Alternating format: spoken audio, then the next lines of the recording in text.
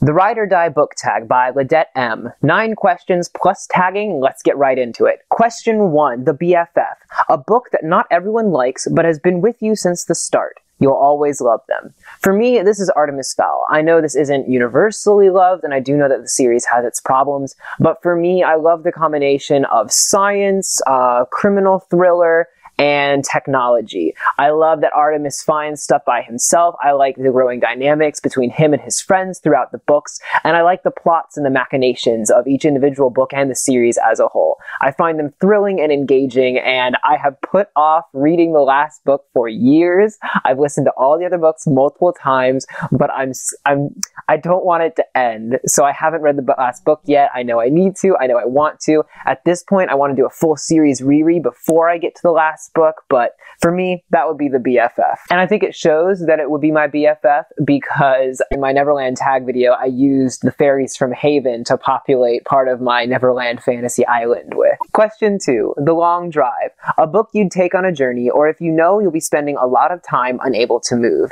Think a plane, a train, or an automobile, or maybe even quarantine.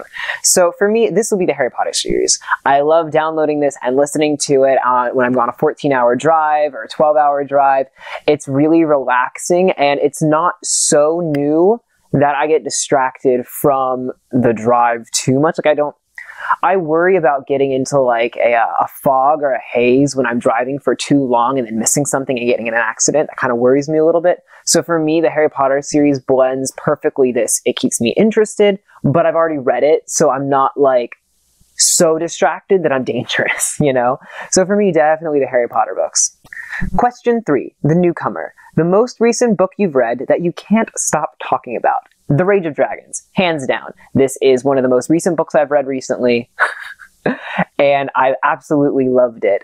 I cannot recommend it enough to somebody who likes fantasy, a little bit of a darker thing, revenge, class systemic oppression. It's a great book, and I cannot wait for the next book to come out, I think in November. So, Rage of Dragons by Evan Winter.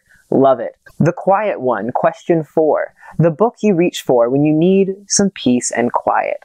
The Song of Achilles, for me. This is a very heartwarming, very poetic, lyrical Greek mythology in a way that's not frustrating to read.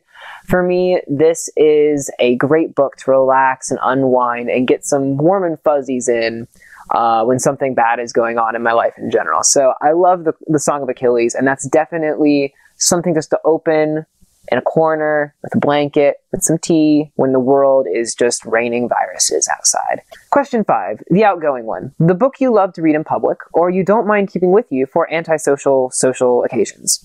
So, I don't really do this very much. If I go out with friends, I'm going to be out with friends. I don't really bring a book with me to go to a party and then like make a statement by sitting in a corner with a book like that. No, if I'm going out, I'm choosing to go out because I want to go out. I don't do it very often, but when I do, it's because I want to.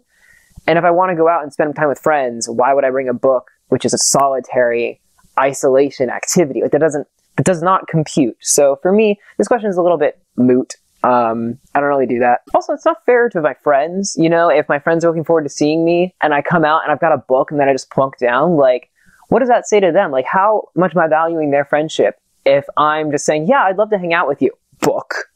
You know, like, that's not fair to them, and it's not fair to me. If I'm going to read, I'm just going to stay home and I'm going to read, you know, or I'll go on a walk or something, listen to an audiobook. So, no. Also, most of my reading is electronic, so I kind of carry all my books with me on my phone or my laptop anyway. There's not really sitting down and planning like an accessory, like, ooh, what book am I going to take out today? Like, it's all on my book. It's all on my phone, so. Next. Number 6, The Guilty Pleasure. The book you don't want to justify because it would be too embarrassing, but you love it nonetheless. This is embarrassing, but I confess I have always had a soft spot for the Twilight series in book form. Mostly the first couple books. I'm not a huge fan of the last book. It was not that great for me. Didn't really like it that much, but it did some weird things, some questionable decisions, kind of disturbing when you think about it too much, or even at all. But the first couple books I enjoyed for what they were, and I don't know, I always have a soft and warm and gooey like a chocolate chip cookie just out of the oven kind of thought process about them. Even if they're not perfect, like cookies aren't great for you either, but they sure as hell taste great. So that's my guilty pleasure. Cookies and Twilight. Question 7. The Stranger. The book no one seems to have heard of, and you wish everyone had read it so you could talk about it.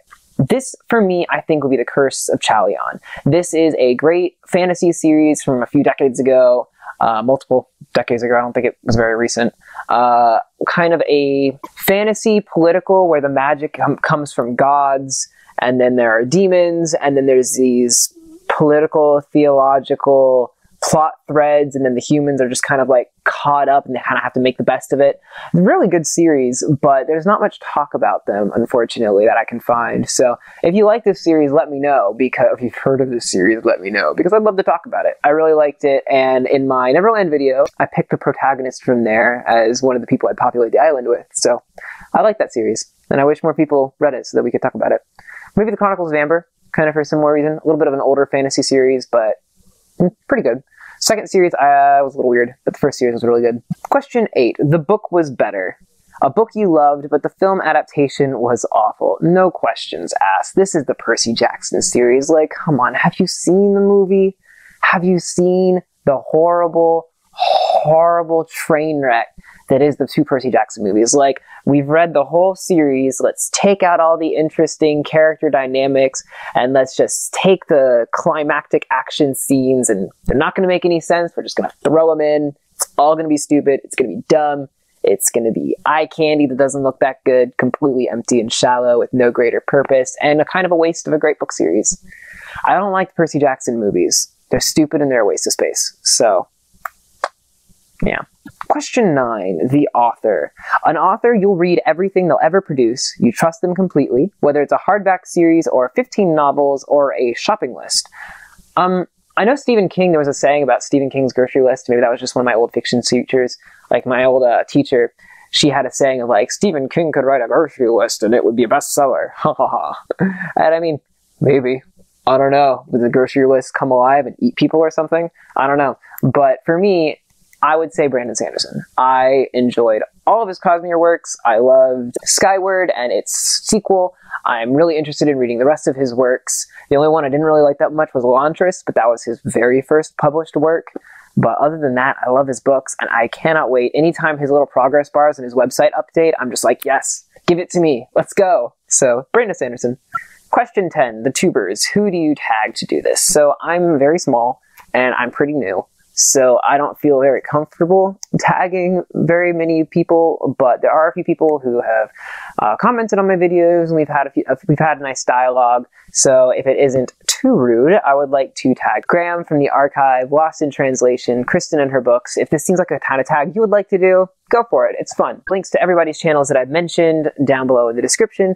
And just remember, as quarantine keeps marching by, every day is a gift, and I hope you can find something in your day that can help you smile. Personally, I have found Animal Crossing New Horizons to be a great way to help me keep smiling. So until next time, have a good one, everybody.